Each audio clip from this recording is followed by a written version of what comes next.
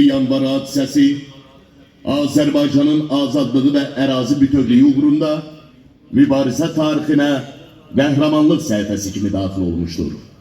Bu gün 20 yanvar ümumi xalq üzrə artıq bu dəhşətli faciədən cəmi cümlətanı 36 il ötür. Bu hadisə yalnız bir soyqırım deyil, həm də Azərbaycan xalqı, Azərbaycanlıların müstəqillik tarixçəsidir. Həmin gün Sovet tankları və BDM-lər və BDP-lər paytaxt Bakıya daxil olaraq əliyalın xalqa, körpə, uşaq, ahıl demədən hər kəsi öldürərək hücum etmişlər. Aynı zamanda SSR Azərbaycanın televiziyasının, mediasının da səsini susturaraq televiziya blokunu partlatmışdır. Biz isə müstəqillik uğrunda ölən bütün şəhidlərimizi unutmayacağıq. Ölkəmizin bütün regionlarında olduğu kimi, Sumqayıt şəhərində də 20 yanvar faciəsinin qurbanları ehtiramla anıldı.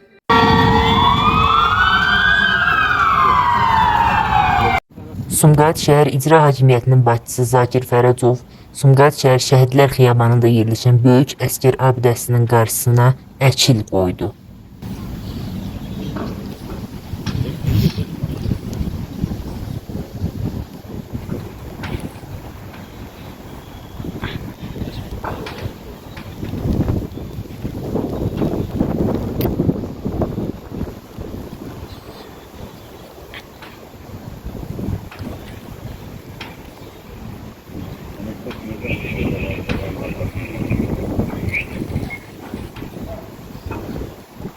Daha sonra dövlət himni səsləndirildi.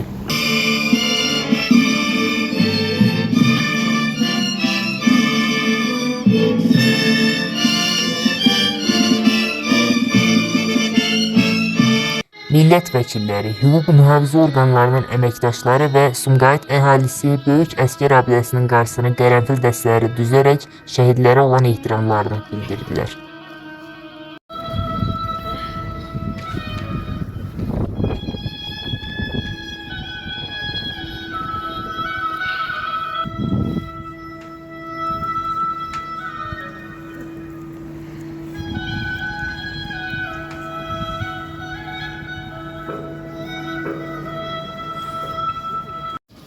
Sumqayıt şəhər İcra Hakimiyyətinin başçısı Zakir Fərəcov şəhid ailələri ilə görüşüb. 20 yanvar faciəsi xalqımızın heç bir zaman unutmayacağı bir soyqırımdır. Biz həmin qanlı yanvar günündə olanları heç bir zaman unutmayacağıq. Sovet tanklarının yüzlərlə Azərbaycan vətəndaşını öldürməsi heç vaxt xalqımız tərəfindən unudulmayacaq. Ömrünün 30 ilini xalqa xidmət elədiyin bir qadın kimi sizin qəbrinizə gəlmək istəyirəm. Qeyd edək ki, 20 yanvar soyqırımında Sovet tanklarından, Sovet ordusundan başqa erməni terrorçuları da iştirak edərək Azərbaycan xalqının vəhşicəsinə qətlə yetirmişdir. Biz isə bütün bu qətliamları unutmadıq və 2020-ci ildə Vətən müharibəsində torpaqlarımızı işğaldan azad etdik. Şəhidimiz sizin nəyiniz idi? Şəhidimiz bizim əsgər yoldaşımız idi, döyüş yoldaşımız idi. Nə vaxt döyüşə getdi? Ayın sentyabrın 27-si Ensaylı hərbi hissədən döyüşə çıxmışıq. Bəs nə vaxt şəhid oldu?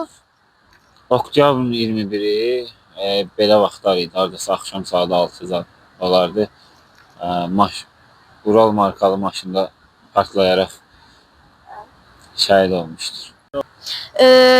Bu siz müharibəyə, döyüşə girən zaman abu-hava necə idi əsgərlər arasında? Həyəcan, stres, qorxu da var idi.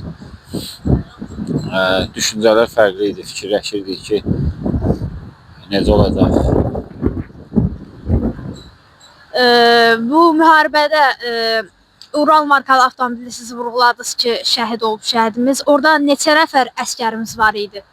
Orada hardasa 50 nəfər əsgər var idi. 10-25-i falan şəhid oldu. Allah rəhmət eləsin bütün şəhidlərimizə. Yerdə qalanlar da yaralandı. Sumqayıtdan məsəl üçün hal-hazırda Sumqayıt Şəhidlər Xiyabanındayıq. Sumqayıtdan bayaq çəkdiyimiz Novruzov Eldin şəhid oldu. Yaralılarımız da var idi. İbrahim Vasim var idi. Quliyev Orxan var idi. 18-ci mikrorayondan. Mən özüm də qaziyəm.